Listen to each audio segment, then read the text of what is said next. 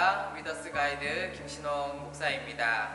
우리 대도교회 성도님들 한 주 동안 잘 지내셨습니까? 이제 날씨가 제법 쌀쌀해졌습니다. 우리 모든 대도의 성도님들 건강 유념하시고요. 또 우리 날마다 가정 예배를 통하여서 하나님을 기쁘시게 하는 그런 우리 모든 대도교회 성도님들과 가정 되시기를 주님의 이름으로 축복합니다.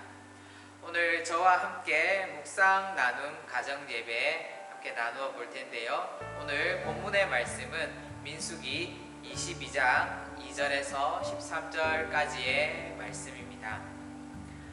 오늘 본문에 보면은요, 우리가 계속적으로 민수기의 말씀을 함께 나누고 있습니다. 오늘 말씀에 보면 출애굽기 2세대가 모압 평지에 다다르는 것을 우리는 볼 수 있습니다. 출애굽 2세대는 모압 평지에 이르기까지 아모리 왕 시온과 그리고 바산왕 옥을 차례대로 격파하면서 이곳까지 머무르게 됩니다. 이러한 소문들을 통하여서 일대 여러 민족들과 나라들이 긴장을 하게 되었습니다. 그리고 이런 나라 없는 이스라엘 백성들을 주목하게 되었습니다. 이런 정황 속에서 모압 땅에 이스라엘이 들어온 것입니다. 모압 왕 발락은 당황할 수밖에 없었습니다. 두려울 수밖에 없었습니다. 그런데 우리는 여기서 짚고 넘어가야 될 것이 있습니다. 그것은 바로 이스라엘 민족이 수가 많아서 바산왕 옥이라던가 아모리 왕을 차례대로 전쟁에서 이기고 온 것이 아니었습니다. 따지고 보면은 이스라엘 민족에게는 변변찮은 무기도 없었고 또 군사적인 전략도 가지고 있지 않았습니다. 그런데 이스라엘 백성이 이길 수 있었던 이유가 무엇이겠습니까? 그것은 이스라엘 백성 가운데 늘 하나님께서 함께 하시고 그들의 손을 붙들고 계셨기에 바로 이스라엘 민족이 이 나라들을 이기며 승리하며 올 수 있었다라는 것입니다.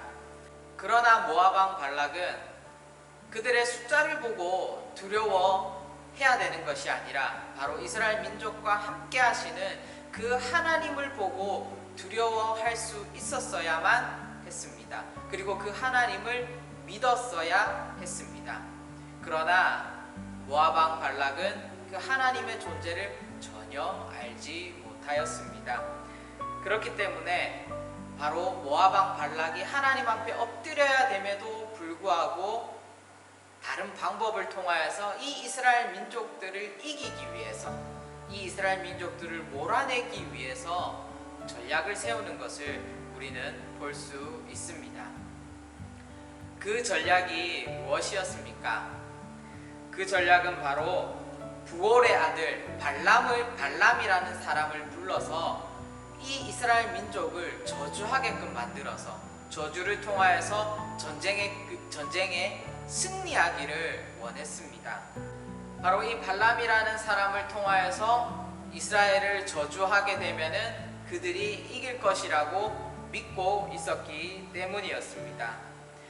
여기서 등장하는 발람이라는 사람, 이 사람을 얼핏 보면은 하나님과 대화를 나눌 정도로 신앙에 깊이가 있는 그런 사람으로 우리는 얼핏 보면은 볼 수도 있겠지만 바로 이 발람이라는 사람, 바로 발락에게 청탁을 받고 이스라엘 민족을 저주하기로 이 한 사람, 이 발람은 하나님을 머리로만 알고 있지 그들의 삶을 통하여, 그의 삶을 통하여서 또 믿음을 통하여서 믿고 있는 그런 사람은 아니었습니다.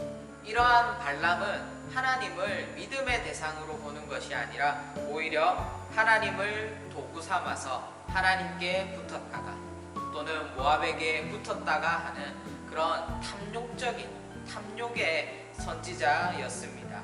하나님께서는 발람에게 이스라엘 민족을 저주하지 말고 그들과 함께 가지 않을 것을 명령하였습니다. 모압 민족과 함께 하지 말라라고 하나님께서 그렇게 명령하였습니다. 그러나 이 발람은 그 하나님의 말씀에 순종하지 않았습니다.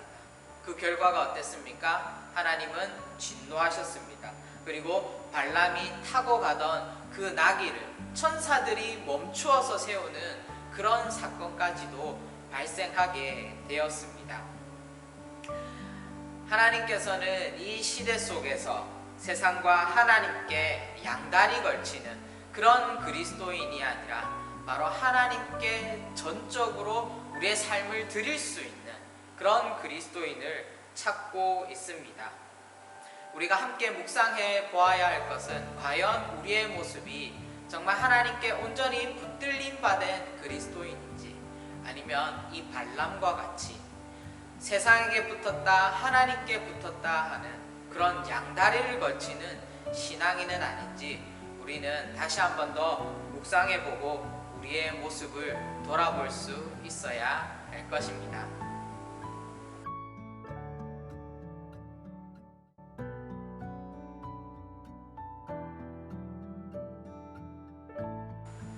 금요일 하브루타 예배의 본문은 민수기 27장 15절에서 23절까지의 말씀입니다. 오늘 본문은 모세가 하나님께로부터 죽음에 대한 예고를 들었습니다. 그리고 그 후에 모세 본인을 대신하여서 출애굽 2세대를 가나안 땅으로 인도할 그런 새로운 지도자를 세우는 그런 장면입니다. 이 장면에서 우리가 모세의 마음을 한번 떠올려 보시기를 원합니다. 모세의 마음은 어땠겠습니까?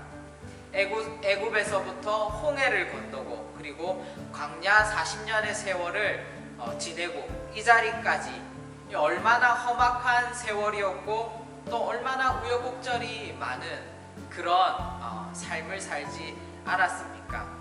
그렇기 때문에 지금까지의 여정이 누구보다 어느 것보다 힘들고 어렵다라는 것을 모세 본인은 너무나도 잘 알고 있었습니다. 그렇기 때문에 바로 이 이스라엘의 다음 지도자, 바로 이 출애굽 2세대를 인도해 나갈 이 지도자가 얼마나 중요한지도 모세는 알고 있었다라는 것입니다. 이런 모세의 모습 속에는 우리는 바로 참된 목자의 모습을 발견할 수 있는 것입니다. 이러한 모습은 바로 우리가 믿고 있는 예수님의 모습을 많이 닮아 있습니다.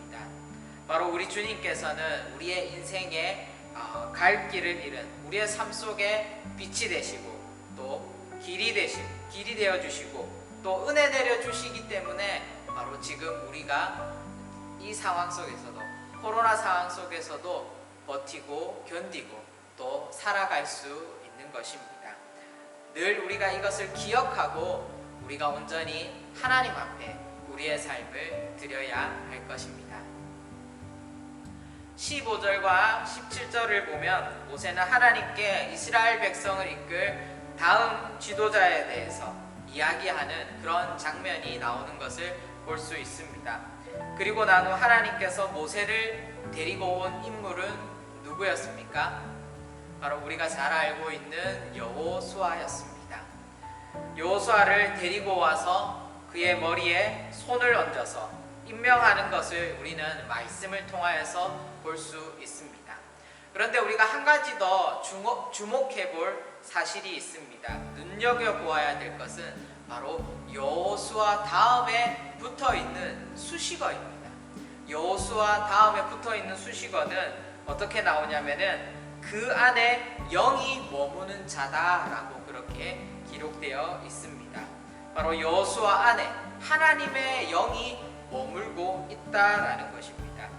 하나님께서는 세상이 주로 보는 어떠한 신체적인 것들, 또 학문적인 것들, 업무적인 것들, 이런 능력이 좋은, 신체적이거나 학문적으로 능력이 좋다거나 업무적으로 능력이 좋은 그런 사람을 선택하시는 것이 아니라 바로 하나님의 영이 그 안에 있는 자, 다시 말해서 성령 충만한 자를 하나님께서는 택하시고 리더로서, 지도자로서 세우는 것을 우리는 볼 수 있습니다. 사랑하는 성도 여러분, 하나님께서 쓰시는 사람의 조건은 우리의 개인적인 삶뿐만 아니라 우리의 가정이, 또 우리의 직업과 또 우리의 학업이, 또 우리의 교회가 하나님 앞에 쓰임받기 위해서 가장 중요한 것이 무엇인지 말해주고 있습니다. 그것이 무엇입니까? 바로 성령 충만입니다. 우리는 늘 성령 충만하기 위해서 하나님 앞에 기도하고 말씀을 가까이 하고, 그리고 그 말씀을 통하여서 묵상된 본문을 우리의 삶으로 살아내는 그런 과정이 우리의 삶 가운데 있어야 하는 것입니다. 그리하여서 말씀을 묵상하여 말씀대로 살아가는 삶, 바로 삶이 예배가 되고 예배가 삶이 되는 그런 삶의 고백을 우리가 하나님 앞에 올려드릴 수 있어야 하는 것입니다.